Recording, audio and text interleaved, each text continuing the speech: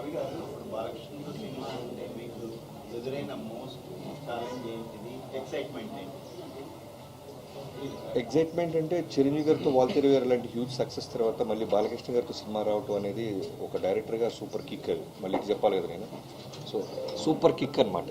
ఆ కిక్ని అచీవ్ చేయడానికి టీం అందరం కలిసి బాగా ఎఫర్ట్స్ పెట్టాం. నెంబర్ ఆఫ్ అవర్స్ పేపర్ మీద పెట్టాం, అలానే పోస్ట్ ప్రొడక్షన్ మీద పెట్టినాం.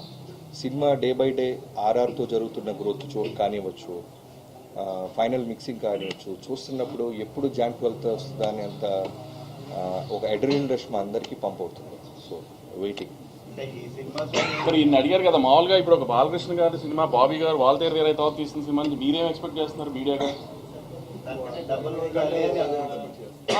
వాల్తేరు వీరయ్యతో కంపారిజన్ అన్నారు సరే, సినిమాగా మీరేం ఏం ఎలిమెంట్స్ ఉంటాయి, ఏముంటే బాగుంటుంది అని ఎక్స్పెక్ట్ చేస్తున్నారు? నార్మల్గా మీరు అడిగినారు, నేను చెప్తాను సార్. ఇప్పుడు బాబీ ఒరిజినల్ గా మంచి ఇమోషన్ ని బాగా పంప్ చేయగలడు సినిమాలో.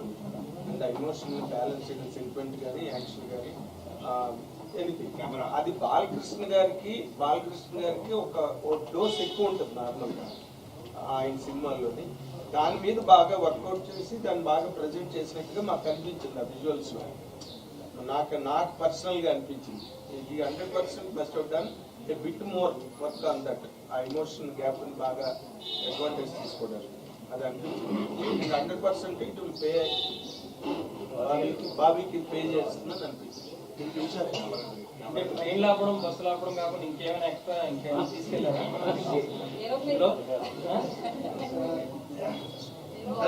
సార్ ఈ సినిమాతో సాంగ్స్ అలాగే డైలాగ్స్ ఎక్కువ అందరినీ అంతకంటే కూడా బుక్ స్టెప్స్ అట్రాక్ట్ చేస్తుంది. సో ఈ సినిమాలో బాలకృష్ణ గారి నుంచి ఇక ఖచ్చితంగా రేపు మేము ఒక సాంగ్ దాచిపెట్టాం ఫ్యాన్స్ పాయింట్ ఆఫ్ వ్యూలో. సో అది వస్తే మాత్రం సాలిడ్గా ఉంటుంది ఒక step. One of the best mass song రాబోతాం. డ్యాన్స్ బీట్ ఉండదు, దాంట్లో ఒక స్టెప్స్ ఉంటాయి. అలానే ఆ సాంగ్లో మిగతా సాంగ్స్ కన్నా బాలకృష్ణ గారు ఇంకా అందంగా ఉంటారు.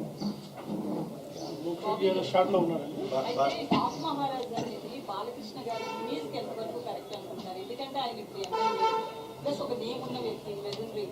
సో ఆ టైటిల్ దాంతో పాటు రాబిన్ హుడ్ లాంటి క్యారెక్టర్ అంటే ఎట్లా అర్థమవుతుంది? అంటే మీరు సినిమా చూస్తే నేను ఎందుకంత ప్రతిసారి జాన్ 12 దాకా వెయిట్ చేయాలంటున్నానంటే, ఇప్పుడు నేను చెప్పేస్తే మీ ఆ ఎక్స్పీరియన్స్ మిస్ అయిపోతారు ఫ్యాన్స్ కానీ ఎవరైనా సరే.